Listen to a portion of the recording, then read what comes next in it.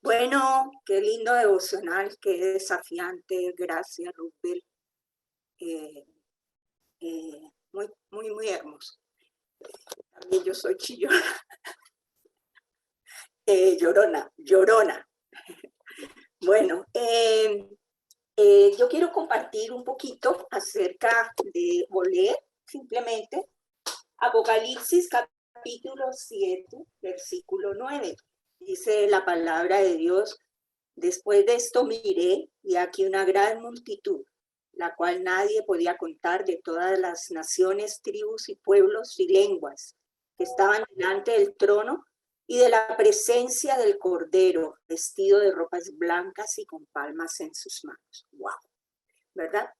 Hoy vamos a hablar de cómo tenemos a veces muchos esquemas mentales, muchas cosas del pasado. Dice la Biblia que fuimos rescatados de la mala manera de vivir de nuestros padres, no con cosas corruptibles como oro y plata, sino con la sangre preciosa del Cordero. Pero a veces quedan muchos esquemas mentales. Tenemos una mentalidad. En una ocasión, yo voy a decir rápidamente este testimonio que siempre lo he dicho y de pronto están aburridos de oírlo. En alguna ocasión, orando por unas personas, yo oraba, clamaba, ayunaba, le decía a Dios: yo ya no sé cómo más orar, Señor, si no sé, era como si estuviera en los cielos cerrados. Y entonces Wilson me regaló un tulipán.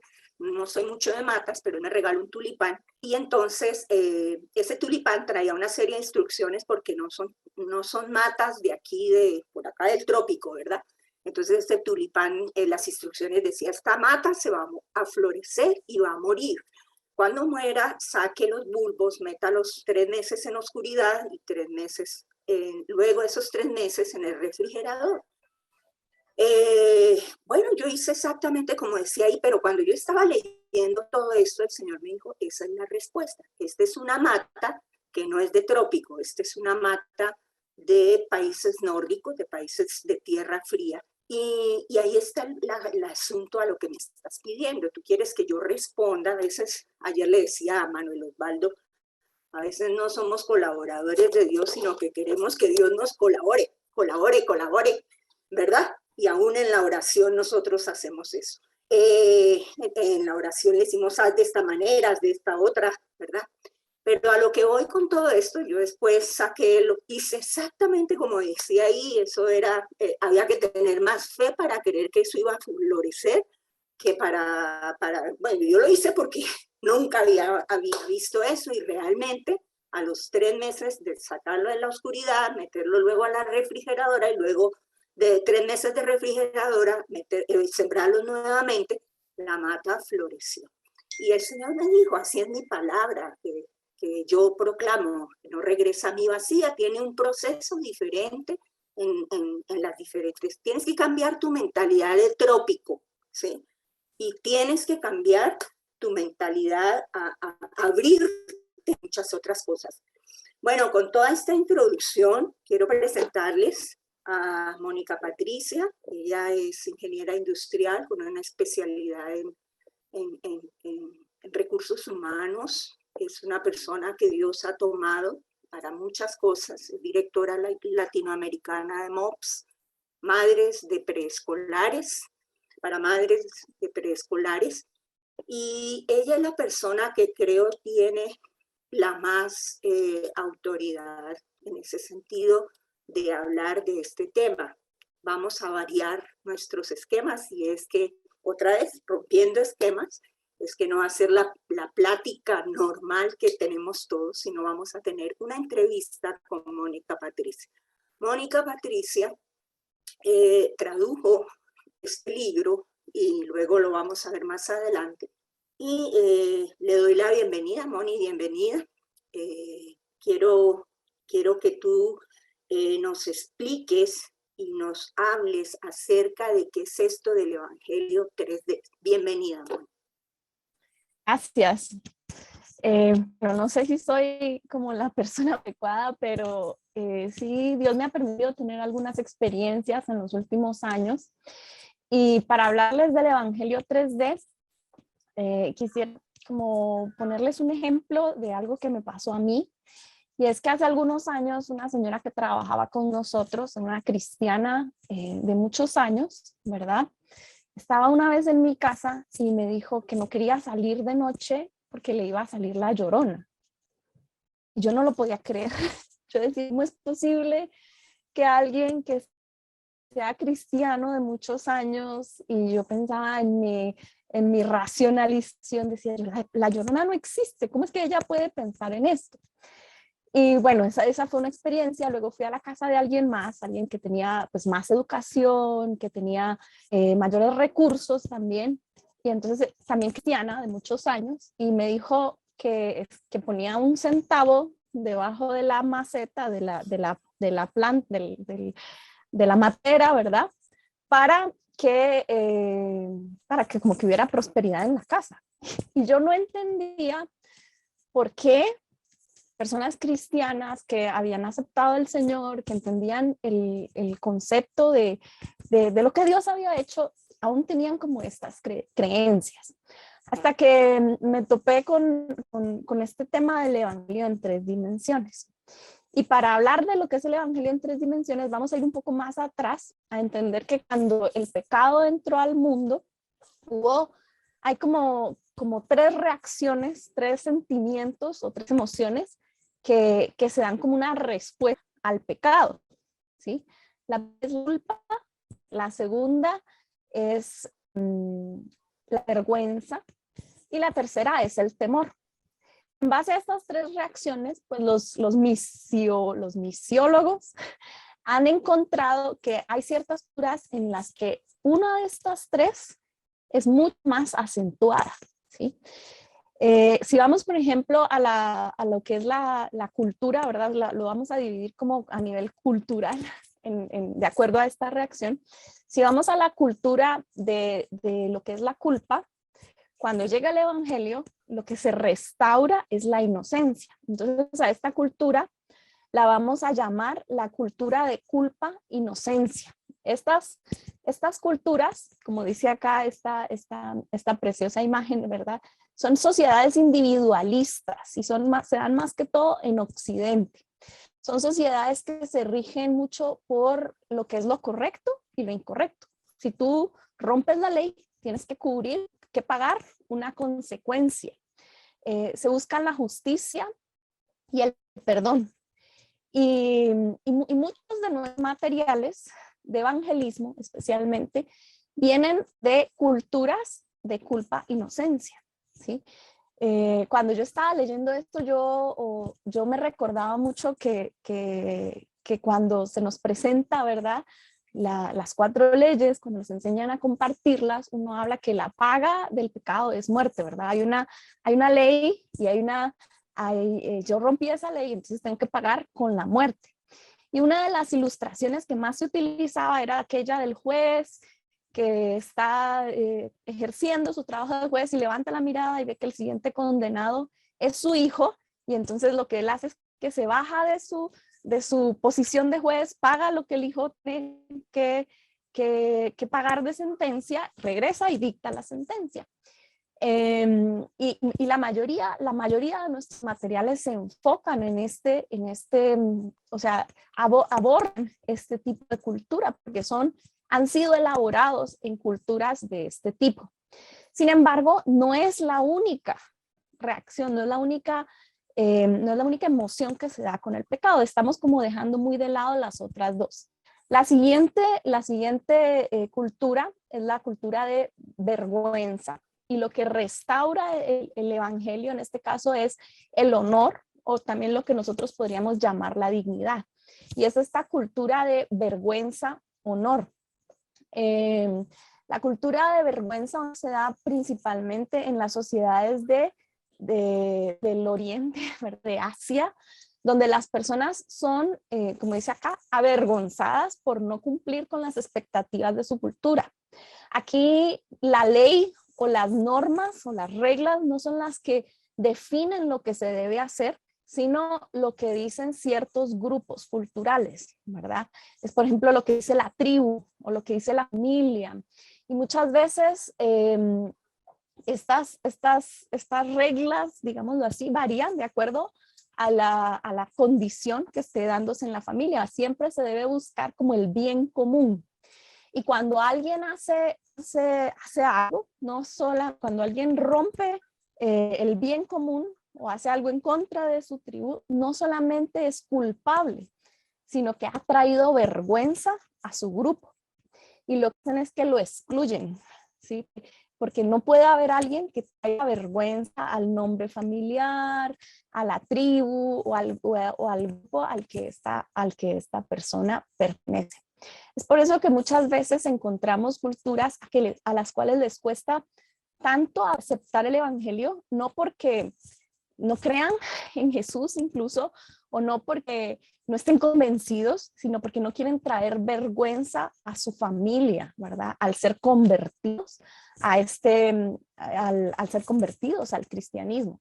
Son culturas altamente colectivistas, ¿verdad? A los niños, por ejemplo, no se les enseña a pensar por sí mismos, a ser independientes, sino a que piensen siempre en lo que es el bien común. Estas culturas, esta búsqueda del honor se puede dar en dos maneras. En una manera es lo que es la competencia, ¿verdad?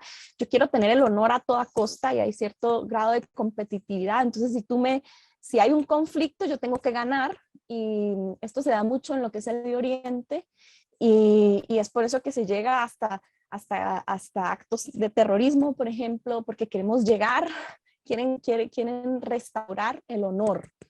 Y por otro lado, el conflicto, dentro de esta misma cultura, se quiere evitar el conflicto porque el conflicto trae vergüenza. Entonces, que son las culturas más o menos del este de Asia, digamos así a rasgos generales, porque el conflicto trae vergüenza. Entonces se evita el conflicto y hay muchos grados, hay altos porcentajes de suicidio en estas culturas. Y la tercera reacción al pecado, que es el temor, genera una cultura de temor en la cual cuando llega el evangelio se restaura el poder, ¿sí? Las culturas de temor-poder son generalmente contextos animistas, digamos que originalmente se encuentran en lo que eran las tribus y rituales que se daban en el África, ¿verdad? Y lo que se busca en esta cultura es tener acceso al poder. Se dan como tres mundos, ¿verdad? El mundo natural, el mundo intermedio y el mundo superior espiritual, si lo queremos ver así. Entonces, en esta cultura se busca mucho que con las cosas naturales yo puedo influir en el mundo espiritual. Entonces, se usan como amuletos, rituales, fetiches, ¿verdad? Y se trata de como aplacar los caprichos de los dioses o de las fuerzas espirituales. Hay como una guerra espiritual, ¿sí? Y se trata por sus propios medios de llegar a aplacar estas fuerzas espirituales. Si tuviéramos que dar algunos ejemplos prácticos como para entender un poco estas culturas, ¿verdad? ¿Cómo vería cada una de estas culturas el proceso de iniciar un negocio? Entonces la cultura de inocencia buscaría hacer un plan de negocios, ¿verdad? Porque quiere ver las leyes, quiere buscar las instituciones. La cultura de vergüenza y honor buscaría hacer las conexiones necesarias, buscar a las personas que pueden ayudarte a empezar ese negocio. Y la cultura de poder, de temor-poder, buscaría hacer algún rito, ¿sí? Para darle una bendición o un buen inicio al negocio, ¿sí? ¿Qué incluye la familia en cada una de estas culturas? La familia en la cultura de culpa e inocencia incluye esposos, hijos y padres. En la cultura de vergüenza honor incluye a todos los parientes, toda la familia extendida. Y la cultura de temor poder incluye toda la familia tanto los que están muertos como los que van a venir. Entonces hay también como un culto a los ancestros. Si yo tengo más de 70 años, ¿cómo me ven en cada una de estas culturas? En la cultura de culpa e inocencia me ven como una carga. En la cultura de vergüenza y honor me ven como alguien honorable. Y en la cultura de temor, poder, me ven como alguien poderoso, ¿sí? Son como varios aspectos que nos pueden ayudar a identificar estas culturas. Ahora yo les pregunto, ¿creen ustedes, y pueden de pronto contestar en el chat, que el evangelio, que lo que vino a hacer Jesús, responde a estos tres tipos de cultura?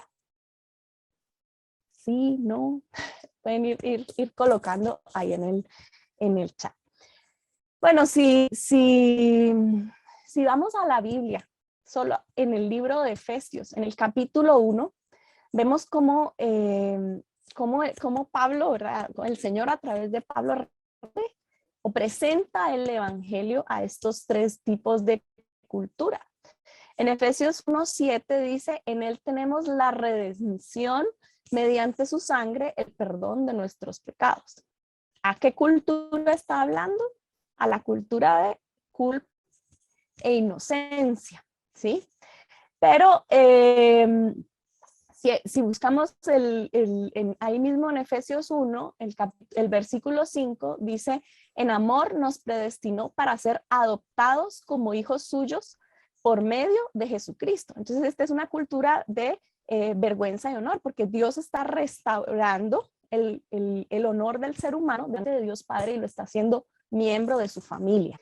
Y también en Efesios 1 del 19 al 21, en ese mismo capítulo, dice cuán incomparable es la grandeza de su poder a favor de los que creemos. Este poder es la fuerza grandiosa y eficaz que Dios ejerció en Cristo cuando lo resucitó de entre los muertos y lo sentó a la derecha en las regiones celestes, muy por encima de todo gobierno, autoridad, poder y dominio. O sea, es como presentando a Cristo como arriba, como el más poderoso de todo lo que es el poder y dominio. Entonces esto es como más o menos en resumen lo que significa el evangelio en 3D. Tratar de distinguir estas culturas y poder comunicar el evangelio de una manera eficaz a cada una de ellas. No hay culturas exactas, estos son como los test aquellos de los 5 lenguajes del amor o los test de personalidad, ¿verdad? Que no es que la cultura sea 100% culpa e inocencia o la cultura sea 100% temor, poder o 100% vergüenza y honor, sino es como un triángulo y nuestras culturas se van ubicando en algún punto con cierta tendencia. Pero es muy importante que tengamos esto claro porque tenemos que saber de dónde vienen los materiales, por ejemplo, que tenemos y tratar de adaptarlos un poco a la cultura a la que queremos llegar.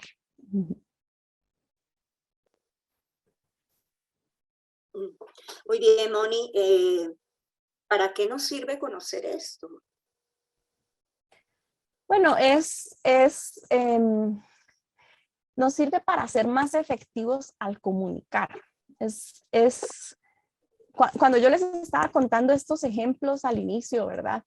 Yo no entendía por qué estas personas entendían que Jesús había pagado por sus pecados, pero poniendo la moneda debajo de la maceta o seguían teniendo miedo a la llorona, como les dije así.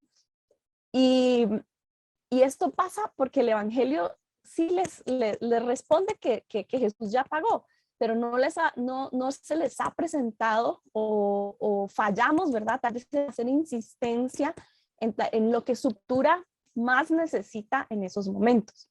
Creo que a veces tenemos, por ejemplo, mucha emoción, ¿sí? Tenemos mucho anhelo ferviente y deseo de llegar y bueno, el Señor nos da esa confianza de que tenemos la verdad y así es. Pero también tenemos que entender que llegamos a un lugar, ¿verdad? Si queremos ir del otro lado del mundo, queremos alcanzar a culturas que son diferentes, necesitamos entender cómo funciona esa cultura. también es muy importante porque antes, hace muchos años, las culturas estaban más ubicadas en diferentes sectores geográficos, ¿verdad? Yo les hablé de en el centro de Asia, en el Medio Oriente, más o menos las culturas occidentales, pero ahora como viaja la comunicación tan rápido, tan global, entonces es muy probable que dentro de nuestra propia cultura latina, ¿verdad?, hayan subculturas o hayan incluso personajes que han sido muy influidos por otras culturas. Yo pienso, uno puede decir, yo no quiero ir a Corea, ¿verdad? Dios nunca me ha llamado a ir a Corea y no sé si voy a ir a Corea, entonces ¿para qué voy a aprender acerca de la cultura que hay en Corea? Pero muchos jovencitos en esta época están viendo shows coreanos en la televisión, o la cultura pop ya viene solo de los Estados Unidos, sino viene de muchos lugares del mundo. Haciendo así como un paréntesis, ¿cuántos de nosotros no hemos visto televisión española en Netflix? Y todas estas cosas afectan nuestra cultura. Entonces hay esas influencias y es en este tiempo más importante, creo yo, el conocer este evangelio en 3D. Esta mañana estaba escuchando que diariamente mueren, no sé el número exacto, pero está alrededor de 45,000 personas diarias que mueren sin siquiera haber escuchado acerca de Jesús. Y la mayoría de estas 45,000 personas, o 40 y tantos mil personas que mueren diariamente, no están en nuestra cultura. En nuestra cultura al menos sí han escuchado de Jesús, sino están en esas otras culturas que tenemos que llegar.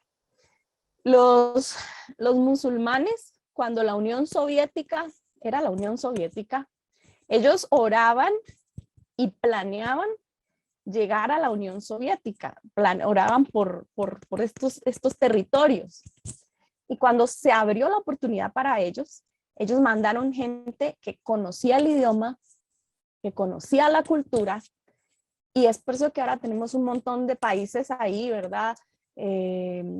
Kirguistán, Turkmenistán, ¿verdad? Todos los stands que están plagados y que mucha de su población es musulmana, ¿sí? ¿Por qué? Porque ellos planearon años adelante llegar allá y decidieron aprender el idioma y aprender la cultura, ¿verdad? Esto es algo bien importante en ese sentido de conocer la cultura, tanto porque si queremos llegar lejos, como porque también estas culturas ya están llegando a nuestras siguientes generaciones. Ya. ¿Has tenido alguna experiencia tú personal en algún tipo de esto? He tenido varias y quiero compartir con ustedes 3 hoy. Una fue cuando estuve en Cuba hablando, ahorita que voy a hablar a Roosevelt de Cuba, sí, es una pasión impresionante. La primera vez que yo fui, me parecía que eran exageradamente pentecostales. Y eso que yo he estado como en reuniones, y yo decía, ay, qué exagerados estos. Pero cierto día yo salí de la iglesia en la que estábamos y me paré en una esquina y empecé a oír unos ruidos, y, no sé qué, y unos tambores. Y entonces yo empecé a preguntar, ¿y esto qué es? Yo estaba asustada. Y entonces me dijo una de las personas que estaba con nosotros, eso es un bembé. Y yo sí había como oído de eso, pero nunca había estado tan cerca, ¿verdad? Y era ruidoso y salían las mujeres vestidas todas de blanco y así como que estuvieran borrachas, y yo como que, ay, yo estaré segura aquí. Y ahí sí me acordé de todas mis, yo, Señor, me cubro con tu sangre, ayúdame, auxilio, ¿verdad? Ahí sí me dio miedo, ¿verdad? Pero me di cuenta que en este lugar había mucha influencia de la religión Yarúa, que venía de Nigeria, con los esclavos que vinieron hace muchos años, y quedaron todos estos rituales que hacen mucho énfasis en lo que es una cultura de temor y poder.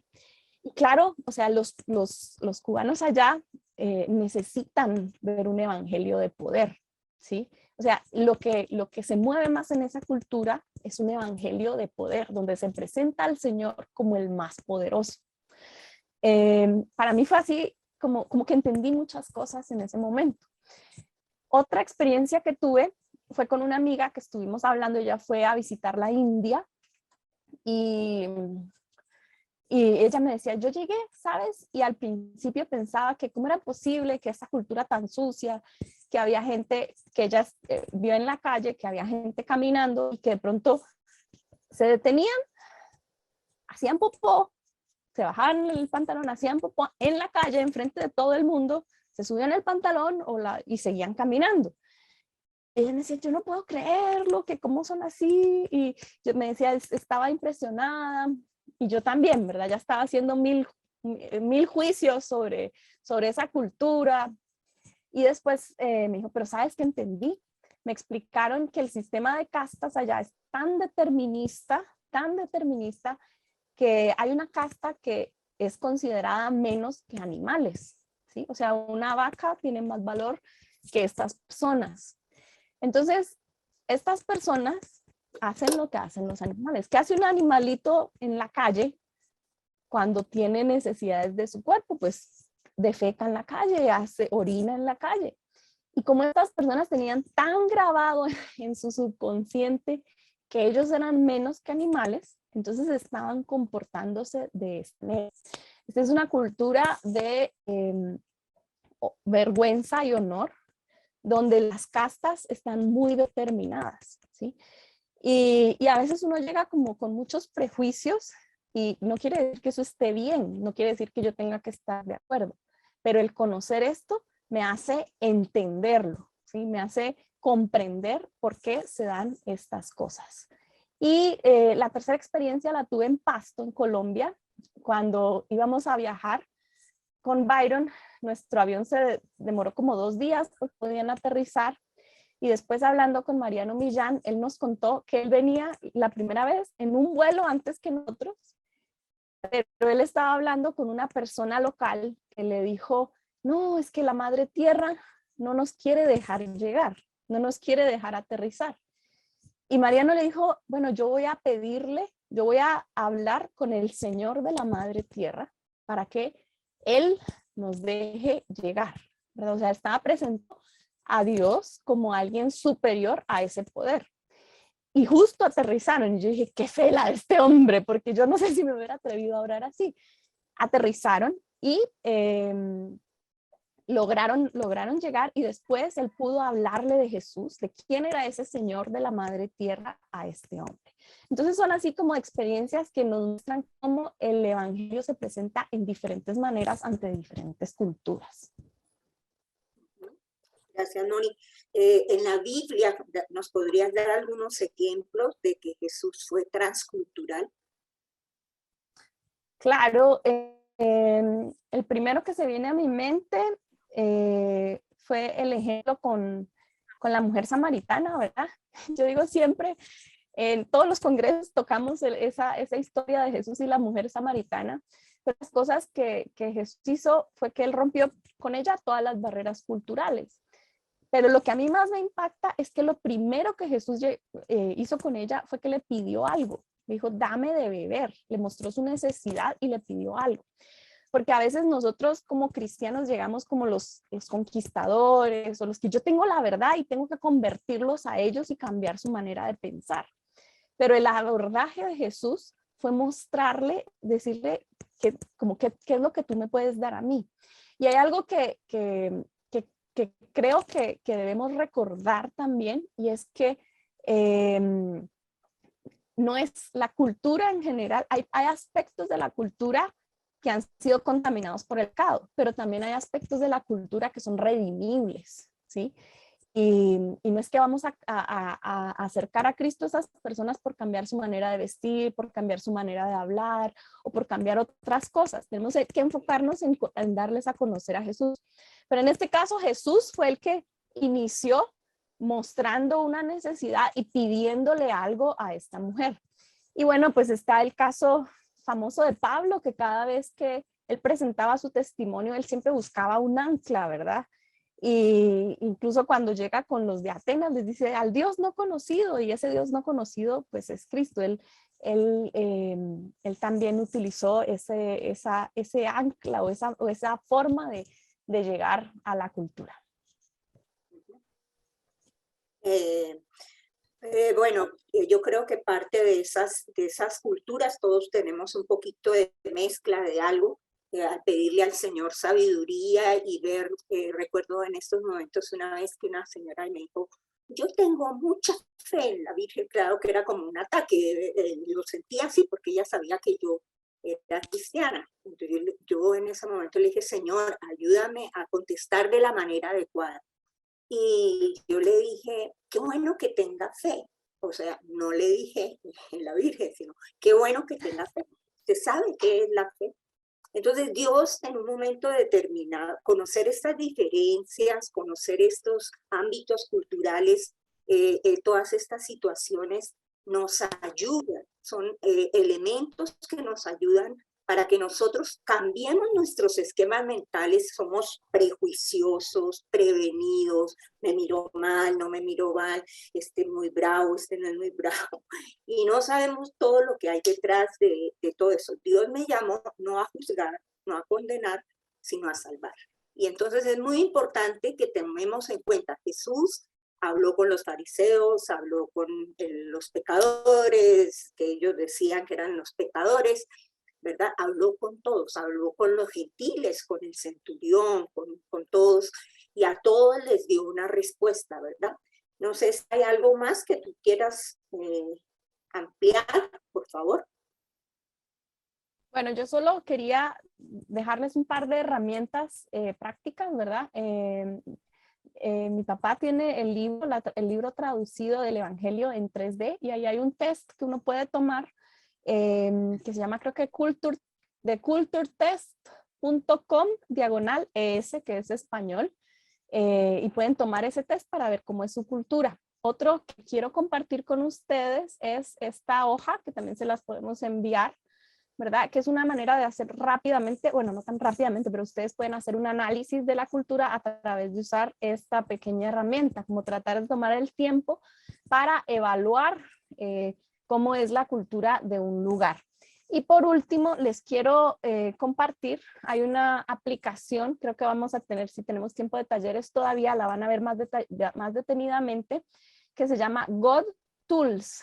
Y ahí quiero ver si la comparte, sí, perfecto. Ahí ustedes pueden ver Poder sobre Miedo, que es una forma de presentar las mismas 4 leyes que tenemos, pero aquí tiene los pasajes, tiene los ejemplos, ¿verdad? Y ahí pueden ustedes ver Honor Restaurado y Poder sobre el Temor. Y bueno, antes están las 4 leyes normales que nosotros conocemos. También les quiero motivar a que a los que son padres, ¿verdad? Que estimulen a que sus hijos aprendan otros idiomas, o sea, que preparemos a la siguiente generación para esas culturas, pero pues lo básico es que aprendan inglés, que mejor si aprenden algún tercer idioma, ¿verdad? Que pues pensemos hacia futuro como iglesia y que preparemos a esa siguiente generación con lo que son esas herramientas para poder llegar a otras culturas y a otras naciones. Solamente. A mí me gustaría, bueno, quiero contarles que con Mónica hemos estado trabajando esto y hablando, pero ella se ha saltado un montón de cosas. Y me gustaría que pudieras comentarnos específicamente, por ejemplo, parte de lo que hablábamos era que, por ejemplo, la cultura norteamericana es muy individualista, que para ellos no es tan trascendente la familia, todo esto, Mónica, me gustaría que lo comentaras, por favor. Bueno, a mí me gusta pensar en que uno puede analizar la cultura con los sentidos. Entonces piensen, ¿verdad? Recuerden los sentidos, piensen en los ojos, ¿cuál es la cosmovisión que tienen ellos? Porque a veces tratamos de llegar a una cultura diciendo la Biblia dice, pero la cosmovisión de un humanista o de un panteísta no tiene nada que ver con la Biblia. Entonces es como que quisiéramos que alguien miope viera con lentes de alguien que no ve de lejos. Bueno, al revés, como sea. Segundo, que viéramos cuáles son la forma en la que se comunican, ¿sí? cuáles son, si hay algunas barreras de lenguaje, si hay algunos códigos en la comunicación. Por ejemplo, acá en Guatemala la gente nunca les va a decir que no. ¿Quieres tal cosa? Ah, ¿vas a llegar a la reunión? Sí, sí voy a llegar, pero no siempre llegan, o sea, no dicen no de frente. Entonces también hay que ver como esos arquetipos que se dan en la comunicación. Luego el olfato nos transporta a esos sitios de pertenencia, así como, ay, aquí huele como la casa de mi abuelita o algo por el estilo. Entonces, ¿cuáles son esos círculos de pertenencia? Como yo le decía, hay zonas en las que la familia no es el círculo principal. Hay otros lugares donde es la tribu o donde en América Latina hasta las familias viven, tíos, abuelos, mucha gente junta, ¿verdad? La familia sí es algo principal. Luego está el tacto, que son las manos, qué es lo que esa cultura puede aportar, ¿verdad? Yo debo decir que puedo aprender de esa cultura, qué es lo que esa cultura puede aportar al mundo. Y por último está el gusto. Y el gusto es qué es lo que yo puedo saborear de esta cultura, qué me gusta a mí. Es muy diferente que alguien venga a mí y me diga, Mónica, fui a Guatemala y cómo me gustó Antigua, es un lugar bello. Y yo digo, ay, sí, ¿verdad? O sea, inmediatamente mi corazón se abre con esa persona. A que la vez pasada vino un misionero y me dijo, yo fui a Guatemala. Yo, ay, ¿qué conociste? No, solo fui al tiempo de misión porque no tenía. Yo dije, que no cree que seamos dignos de que haya algo bonito aquí. Entonces a veces necesitamos aprender también a saborear esas culturas a las que queremos llegar. Una amiga me decía que ella no se podía conectar con los adolescentes, un grupo de adolescentes al que quería llegar, hasta que en cierto momento les dijo, ustedes me pueden enseñar a cantar rap, a rapear como lo hacen ustedes. Y que cuando ella les pidió ayuda con eso, como que se abrió y ellos empezaron a enseñarle y tienes que hacer esto.